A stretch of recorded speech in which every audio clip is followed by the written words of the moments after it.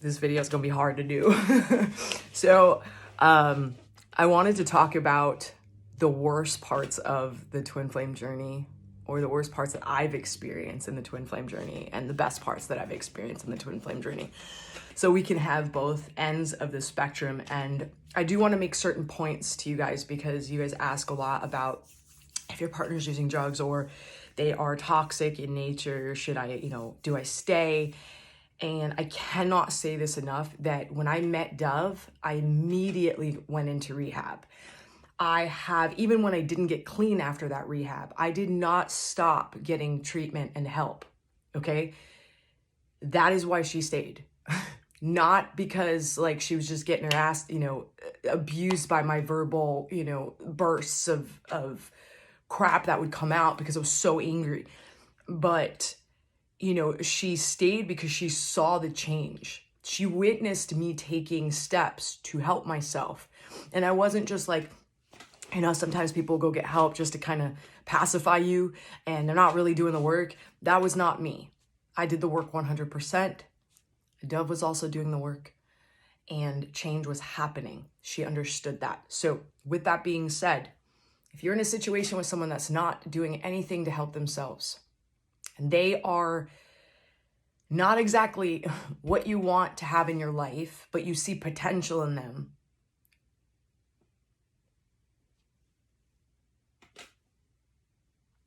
until,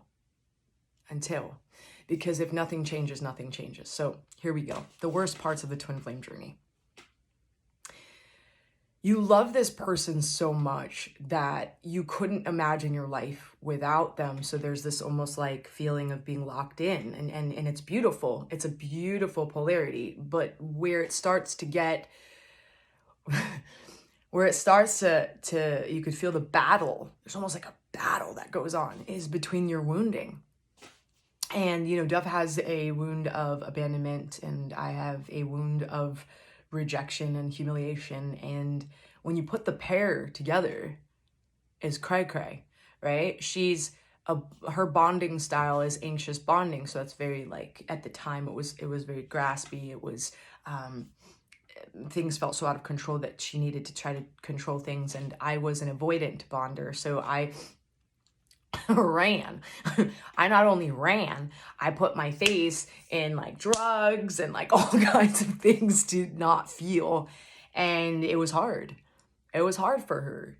Like my drugs were like another human. It was almost like I was cheating at times, because I would like leave for Christmas or leave for things that were really important. And because I just couldn't deal. I couldn't deal with what was in front of me. I didn't know how. I didn't have the tools yet to do that. So the pain in this union to push you to change is so great.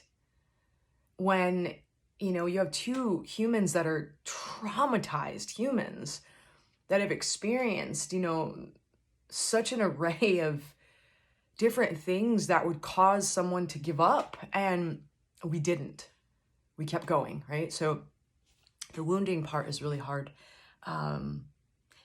Finding your autonomy when you're this connected to someone is really difficult.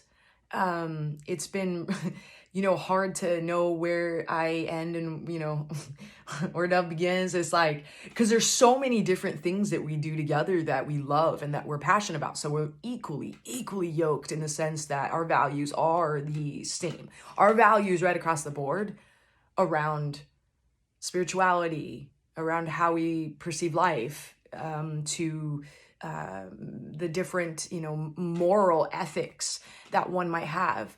Very, very close. They're very, very close. Or maybe a few things where we're like, nah, I don't see it the way you see it. And that's okay, right? But it's very close. So it makes it very easy to be around this human. But needing to find yourself in this relationship, it's so important to have your own energy, right? Where there's edges and there's boundaries. And the more we love ourselves and each other, the more I could see us having that kind of dance where Nicole does her music, Dov's doing her art, Dov's with, her girls, like Dov's, on the phone. It's like finding that space so that we can dance and have your own stuff, while we run a business together and have our marriage and have all our fur babies that we adopted. And so, not an easy task. There's been times where her family has been like, you've given everything to Nicole. Where are you? Because we would go and hide away somewhere. We would be, you guys know what I'm talking about. We would be hidden away somewhere. Maybe your friends were complaining, like, where the hell are you? And you're just like with this person that you love so much that it's hard to want to spend. Like, I just want to spend my time with this beautiful creature. That's my wife. I'm so grateful. I'm so grateful to have her. She's a beautiful, beautiful human that carries so much weight for this planet. A little bit too much. We're trying to get her to give me some of it and put a lot of it down. But it's a lot. Damn, I love that girl. Whew. The spiritual warfare that we have experienced as twin flames, because we know that we have come here. So we consider ourselves mission twin flames. Not everyone feels that way, but we are.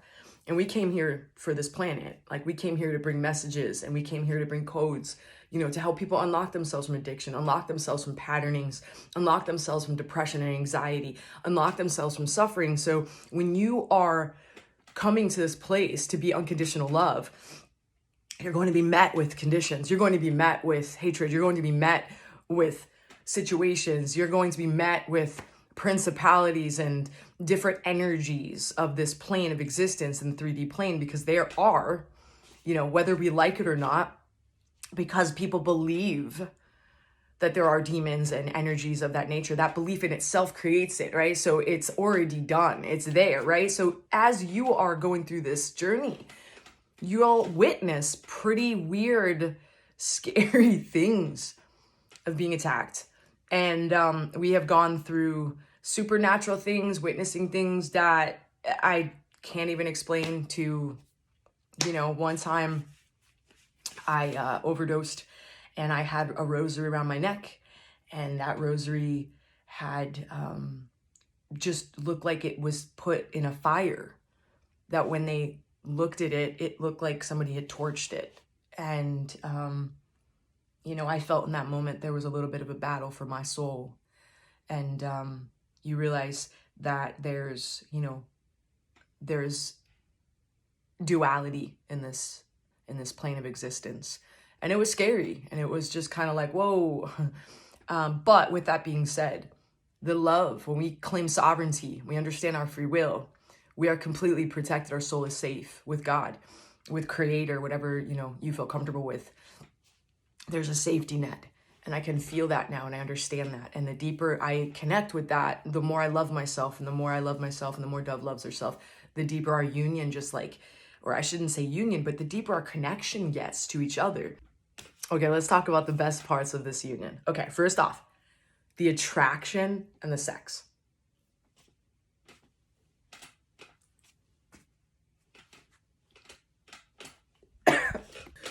Okay, I'm back now. Yes, it is so strong, the attraction. Whoa. Whoo! I mean, the first time I saw a picture of this woman, it was like, done. I was done. The first time I saw her butt, I was like, I'm marrying that butt. I was done. There's like a level of pull and just excitement and vibration and tingling and just like, woo! And just the connection, the intimacy is so real and so deep that at times I feel like nothing else exists. So that has always been there. There's been moments where I think I hated myself so much that it was really hard to be attracted to her. Because people ask all the time, were you always attracted? And there was a moment where like she was loving me while I was just in a place where I couldn't receive that. And I was so almost disgusted by the energy because I couldn't let it in. And it manifested as me being like, I'm not in love with you anymore. I'm done. This was when we had separated for a little bit. And that was it was a lie. It was a lie straight from the pit. But yeah, the connection is amazing. Our love for one another is so, it's beautiful. It's changed me. It's transformed me to feel that kind of love. to have someone see you always, even when, you know, you're coming out of the bathroom after putting a needle in your arm and your partner, you know, loves you. And she's not looking at you as this junkie, but she sees you as this beautiful being. What a powerful, powerful energy that is. It's completely changed my life. And it changes those that step into the frequency with us. And when we're off, our friends are off a little bit, you know, it really rocks people. So I understand the responsibility that we have as humans and as souls and as friends. And, you know, there's some moments where it's been hard, but that love just kind of redirects every friggin' time. The mission, baby. The mission is so beautiful. Serving others, right? Really, really serving others and helping others transform their lives. You know, I have clients that work with us for years. They lock in for years. And they just keep doing this internal work, and to watch them grow and build their businesses and build, you know, centers and all these different things. And, you know, we work with big leaders and celebrities that are touching so many lives through their platform. To be able to, it's exciting, it's fun, it's, you know, this collaboration that we are is wonderful. And the last thing I'm going to say is that this has been one of the most beautiful parts of my life, and the hardest. It is that. And it's the hardest because change is not easy. It is rough. Change is painful and it's scary. But if we don't change and we don't like where we are, suffering is so great. The suffering is so great. So if this was yummy, if you loved it, please like. If you are new, hello. Please subscribe. Share if you really loved it. Share with your partner if you want to, because I know you want to. And we'll be back soon. Come on now. No.